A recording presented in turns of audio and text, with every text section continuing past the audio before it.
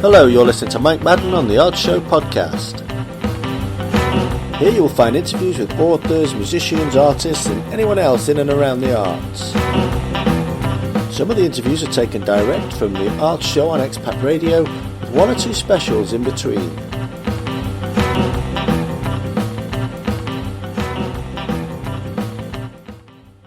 This show features Simon Mark Smith, who has an unusual way of creating music. Due to the disability of having no lower arms, he relies entirely on computers. Hello, this is Mike Madden on the Art Show on Expat Radio, and tonight I've got a very special guest who is unusual in that he's a musician, or is he? He claims that he's not a musician, but he certainly plays music. So let's hear all about our latest guest, Simon Mark Smith. Welcome to the show, Simon. Hi, Mike. Thank you.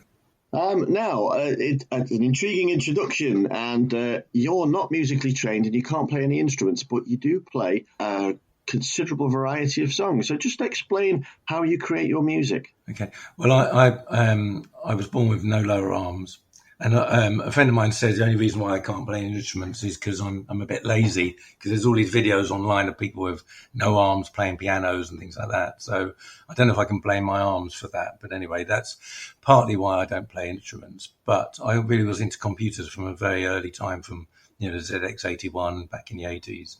And when Atari computers came along, I realized I could actually make music using them. So from the late 80s, I started creating music using computers, but I still relied on musicians to come in and play whatever ideas I came up with properly. And so I could program in, I could just repeat a 4-bar loop and play a note, and if it sounded right, play another note, and so on. So I build up my patterns of music doing that, or even draw them in on the screen. So I don't actually play an instrument, but I can create music doing that. But over the last few years, there's been kind of developments in software where you can say to a computer, I want to have a saxophone play this kind of chord in this kind of way. And then you can manipulate it around a bit more yourself afterwards. So it really does sound like real music. So I hardly ever use real musicians anymore. Right, and this fact was hidden from your Facebook followers, of which you've got quite a number, for many years. Yeah. So why have you decided to come out and tell them about it now? I think it's less about me coming out. It's more about me just not hiding it. So it's a bit different. Yeah. I don't want to make a major thing of it, because otherwise people can go, isn't it marvelous? I would never really know if I actually like my music or not. So that's why I did it for the last 10 years or so. It was just to see how people would react to the music and not my disability. And anyway, so I thought, but it was a bit odd to hide it as well. So and also because this last album was done with a lot of virtual musicians and computers, I thought that would be interesting to people to hear that. So I thought it kind of had to go hand in hand with not having hands, if you see what I mean. So yeah. Now, you mentioned the 80s, and back in 1985, your computer would sit there and blink at you until you gave it sort of very detailed instructions what to do, usually through a floppy disk or a diskette or whatever. Whereas now it seems that it takes a huge place in the creative process. So how much is just software and how much is actually artificial intelligence that comes about from using it? Yeah, well, it's kind of an interesting point you're making, because I think if I was to say I just push a button and it does all the work, that would really take a lot of credibility away from the music, and that would actually affect how people heard it. So, if you look at Michelangelo's work, we do appreciate that, he suffered to make it. So yeah. I think kind of the process does get involved in how we criticize a piece of work or appreciate it. I, for instance, one of the songs you'll be playing later, hopefully, is Dangerous Things. Now that one, I spent 6 weeks creating the backing track. So if I'd had musicians there with me, it'd have probably taken a couple of days. So it's a lot more work, because you're actually having to play every instrument, you're basically saying to the computer, play this, and it will play it, just like a musician might play something for you, and you'll say, oh, I like that, or I don't like it. And then you've got to try and find something that fits with it. So computers haven't got to the stage at the moment where they can listen to the music that's already there. Well, I mean, I haven't got a process that can do this. Listen to the music that's already there and think what might be best to suit it. So I'm still the person saying, I think what might be best here is a saxophone, let's say. And so that's quite different to it being very automated. But it is like having a musician there who will say, what's this sound like? Yeah. Which is quite real. So you write the songs, you compose them, and you sing on them as well. Yeah, yeah. But in terms of the actual creation of the song, would you class yourself as a musician or more of a producer? I think nowadays they use that word, and music producer, which used to mean something else. That used to be all kind of things, didn't it? Like the person who had the Yeah, money or the idea or was in charge of everything. Whereas I think now the term music producer is becoming, well, a lot of people now do not play instruments, and as you can hear when you hear the music, but let's not go there anyway. And so they call themselves music producers. So I'd say, yeah, I'm a music producer or a composer. I definitely compose in the sense where I put things together as like you're making a composition of something. So. yeah. Now you mentioned your album called Dangerous Things, and it's a mix of rock, pop, folk songs. There's all kinds of stuff in there. And you also mentioned the importance of songs being accessible. Otherwise, they could fall by the wayside. And in a sort of a disposable society, there's always a song that you don't like it initially, but it then grows on you.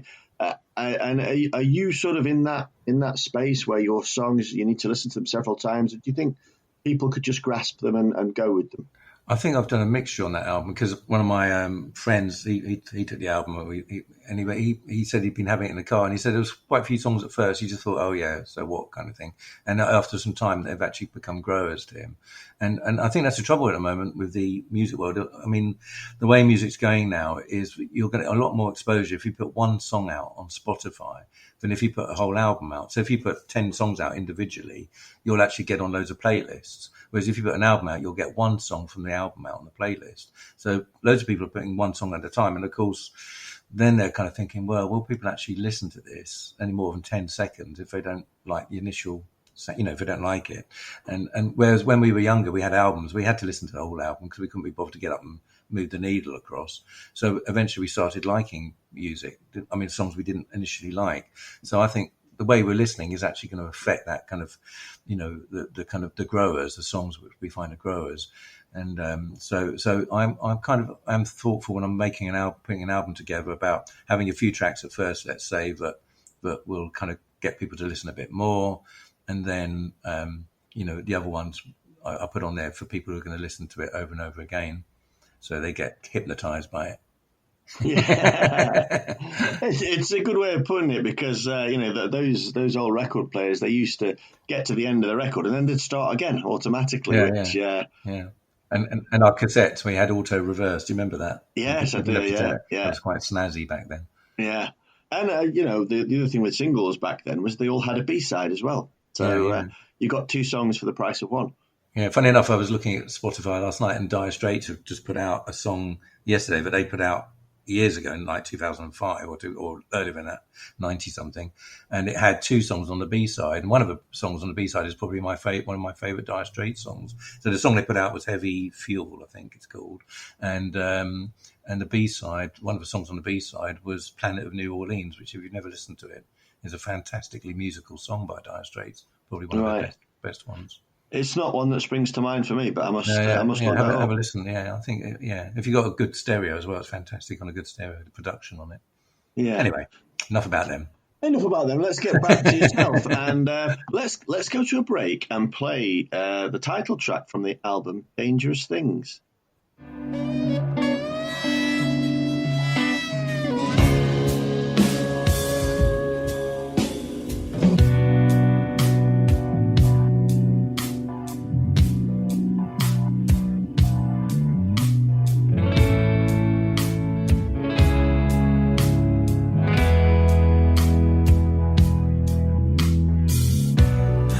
Has been lost on a journey on the wrong road. I've been high, I've been torn, I've been low. I've been walking so long on the rocket way.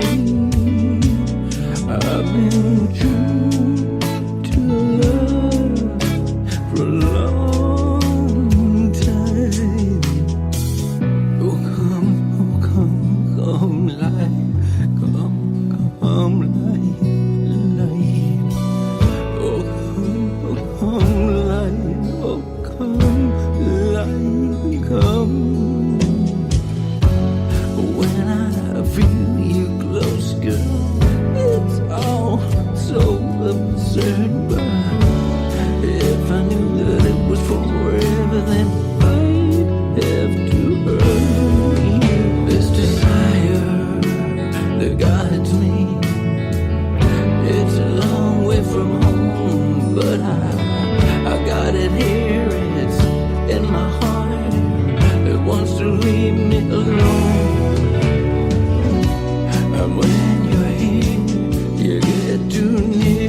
I feel it damn hard.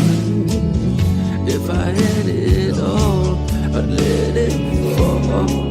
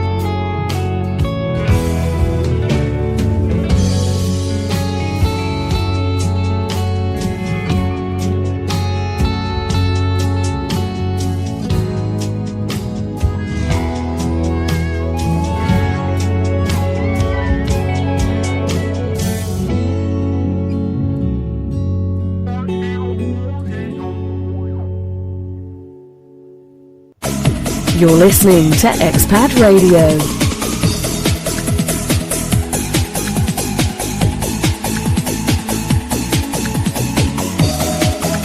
You're listening to Expat Radio, beaming out across France and around the world. Hello Hello, this is Mike Madden on The Art Show, and that was Dangerous Things by Simon Mark Smith. We've been talking to Simon about all things musical, and particularly about this album. So welcome back, Simon. And Hi. I think we were talking before the break about physical record and the difference between releasing things on Spotify as compared to the 33 and a third or the 45s that were from my youth, certainly. So do you think in this digital age, do you think we've actually lost something there? Because there was a great thrill about picking up your first album or the first album that had been released for a while by your favourite band, and you'd got all the lyrics on there and you'd got pictures of the band on there. And now you just get a little icon on your computer and a Spotify download. Yeah, no, I completely agree with you. I mean, it's a double-sided sword, isn't it? Double-edged sword. I mean, in the sense that it's very convenient now to listen to music. I mean, just before I came on, I was singing an Elvis song to myself, and I thought, I'll have a quick listen to that, and just said to my smart speaker, whose name I won't say, otherwise it'll start talking to me. I was listening to Elvis playing. I think it was in the ghetto or something like that. And, so there is that convenience. And also there's the portability and the convenience and accessibility to music. But two things. First of all, you don't have that kind of charge, but that kind of enjoyment that you were talking about of getting. I used to love buying an album and going home and exploring it and listening to it and the cover and reading all the stuff you said was really nice. And a lot of people are doing that now, aren't they, with vinyl? Yeah, it's the feel of the vinyl as well, isn't it? And the care you had to take with it because you didn't want to scratch it. Yeah. And also, in some ways, it does sound nice. There's a kind of a bit. I'm not sure how true this is, but I did play one of my record players the other day, a few months ago, and I did think it does have a really nice sound to it. But it's very inconvenient to be putting records on. You do have to sit down really and listen to it. The other thing is the quality. But a lot of people are using MP3s now. I suppose a lot of people don't have stereos that are good enough to really show the lack of quality of an MP3. But you do need to listen to something at CD quality or higher. To really hear the quality of music. Now, you mentioned Elvis Presley, and I know he was one of your early inspirations. So who else has sort of framed your musical career up to now? Well, I think there's so many people. It's funny because I think not only is my name sound a bit like Mark Knopfler, Simon Mark Knopfler Smith, but my voice sounds a bit like him as well. And he, of course, sounded like J.J. Cale and other people, a bit like Bob Dylan. So we're kind of influenced by people, but also I probably sound a bit like him because I just naturally sound like him.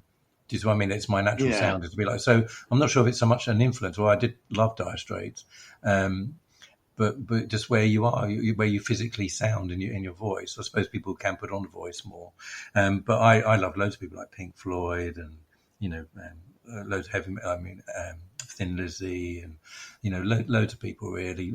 Joan Armatrading, what's her name? Tracy Chapman. Yeah.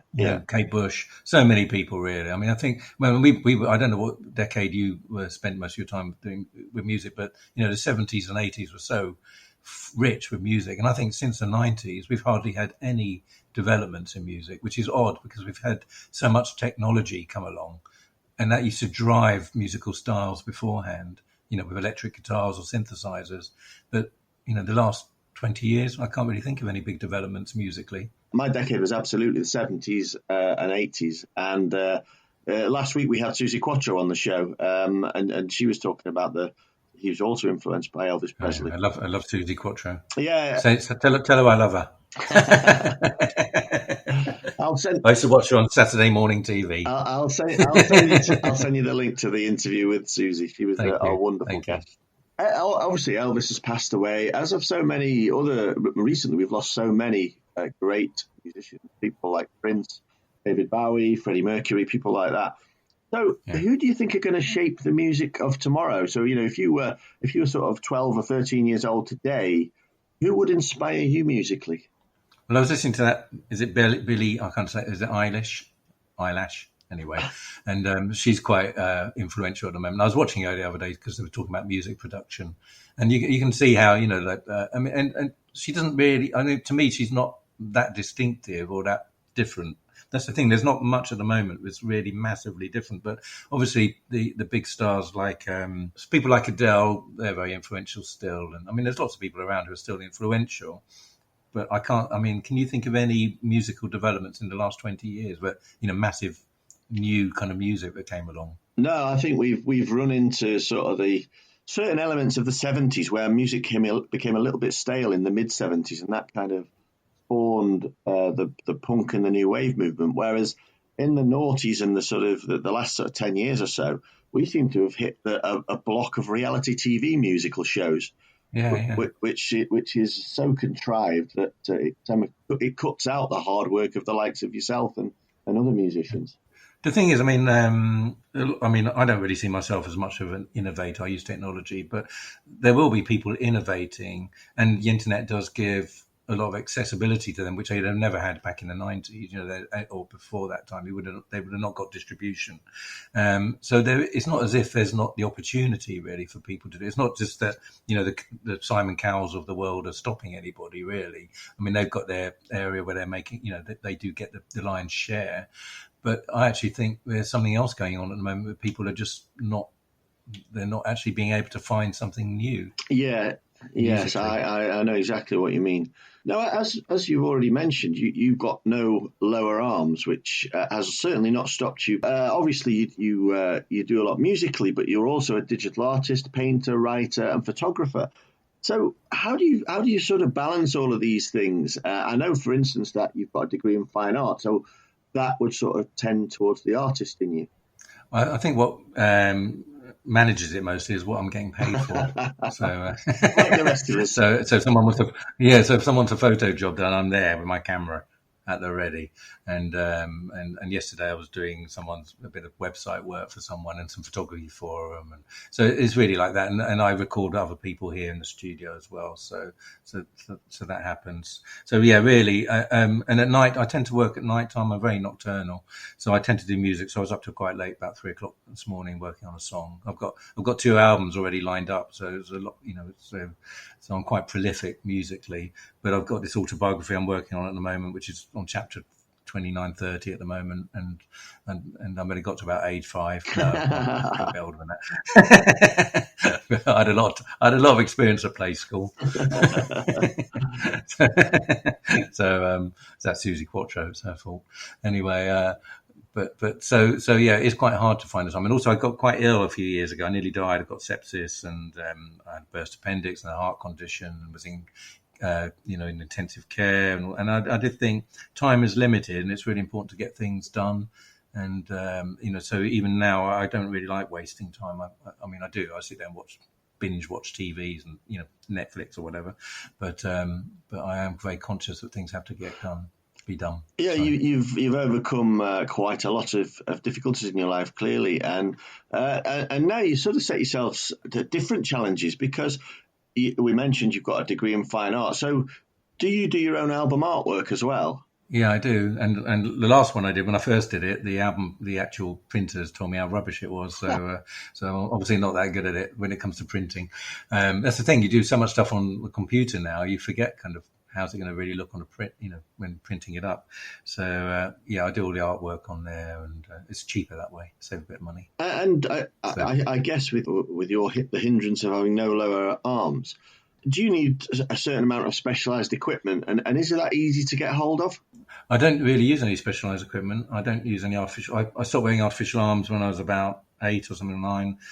I like stroking animals and things like that. And you can't really do that with hooks. And I think I was in care up until about the age of 7. And I remember one day they'd let me go down to the local infant school. I must have been about 5. I was in Bernardo's, and some kids made a little circle around me and took the mick out of me, and I just whacked one of them in the head with this artificial hook, and I was never allowed back to that school again after that.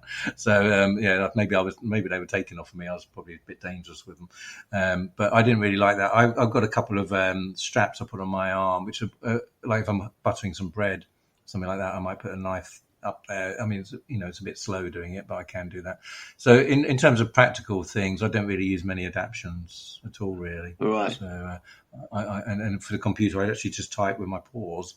I can manage to do that. So it's funny. I used to teach, in local kind of, adult education things. I could walk into the class and be teaching computers, and you could see the look on their face, and they'd be going, "How the hell is he going to teach us?"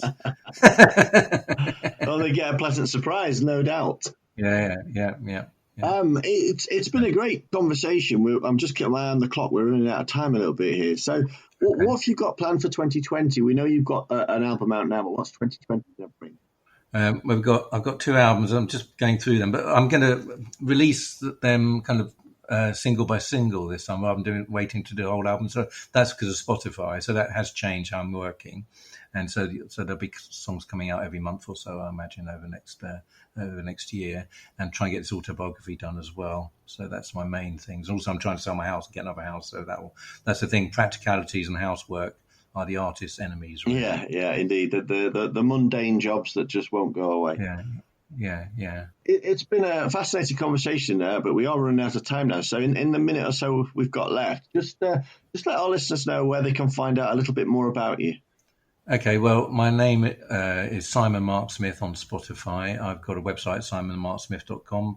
I've got a Facebook page under the same name. It's got one of those blue ticks, so you'll know it's me. And I don't use Twitter much, but I'm on there as well if you want to add me on there. So that's really the main things. Do you think I've covered everything there? I think you have, yes. I thought you might have fallen asleep by the time I finished that long list. These days, you have to be on every platform, don't you? So yeah. I mean, I'm on all the digital platforms. So, yeah, if you're using Deezer or Amazon, I'll be on there as well. Right, brilliant. So I urge our listeners to check you out. You've been a wonderful guest. Thank you so much for coming on. Thank you, Mike. You're more than welcome. And we're going to play out with another song of yours. So thank you very much for coming on, Simon. And this is Driving Me Wild.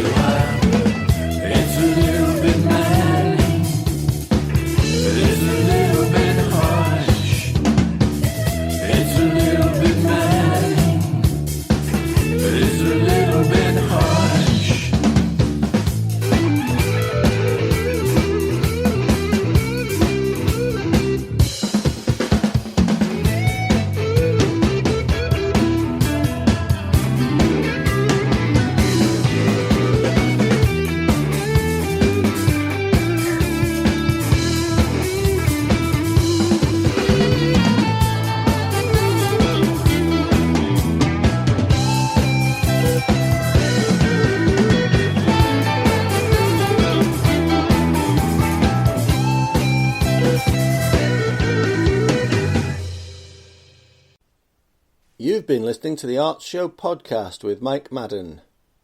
Come back soon for more artists, authors, musicians and anyone else connected with the arts. We're going to play out with Mike Sanchez and I Don't Stand a Chance. Baby, you hiding something that you don't want me to know, because I'm getting a vibe from way down the side, like you're just about ready to go. If you can't tell me where you stayed last night, you just can't cope with treating me right. I'm on the road to heartbreak, now's the time to tell me so, because I'm getting a chill like I'm gonna be ill. I know you don't want me no more. I won't be satisfied with your little white lies. Girl, I've only just begun to realize I don't stand a chance. I don't stand a chance. You don't wanna know and I can't make you dance. Well, I said goodbye. Find yourself another guy. I wish you were mine, but I'm losing my mind. I don't stand a chance.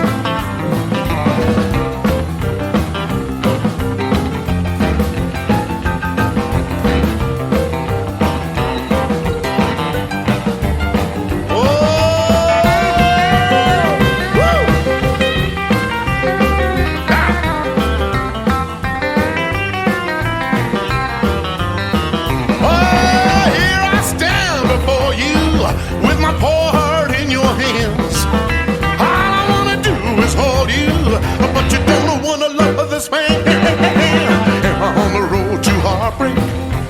Now's the time to tell me so, because I'm getting a chill like I'm gonna be ill. I know you don't want me no more.